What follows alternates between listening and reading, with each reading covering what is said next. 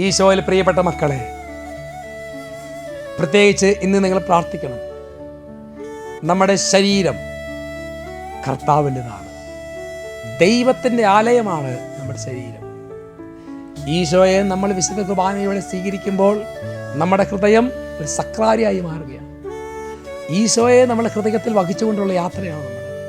അപ്പോൾ പ്രിയപ്പെട്ട സഹോദരങ്ങളെ, നമ്മുടെ ശരീരം കർത്താവിന് പ്രിയപ്പെട്ടതായി നാം മാറ്റണം. ആ ശരീരം കൊണ്ട് മ്ലേച്ഛകരമായതൊന്നും ചെയ്യുവാനോ ആ ശരീരത്തിൽ കർത്താവിന് ഇഷ്ടമില്ലാത്തത് ഒന്ന് പ്രവർത്തിക്കാനോ പരിശ്രമിക്കരുത്. അങ്ങനെ ചെയ്യുമ്പോൾ നമ്മൾ കർത്താവിന് ശരീരത്തിനെതിരായി തെറ്റ് ചെയ്യുമ്പോൾ നമ്മുടെ ഉള്ളിൽ നിറഞ്ഞു നിൽക്കുന്ന പരിശുദ്ധാത്മാവ് വേദനിക്കും. ആ പരിശുദ്ധാത്മാവിനെ വേദനിപ്പിക്കരുത്. 1 കൊറിന്തോസ് 3:16 നിങ്ങൾ ദൈവത്തിൻ്റെ ആലയമാണെന്നും ദൈവാത്മാവ് നിങ്ങളിൽ വസിക്കുന്നുവെന്നും നിങ്ങൾ അറിയുന്നില്ലേ?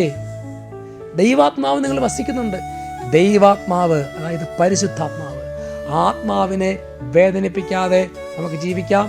ഈശോ നിങ്ങൾ അനുഗ്രഹിക്കട്ടെ, ഇപ്പോഴും എപ്പോഴും എന്നേക്കും. ആമേൻ.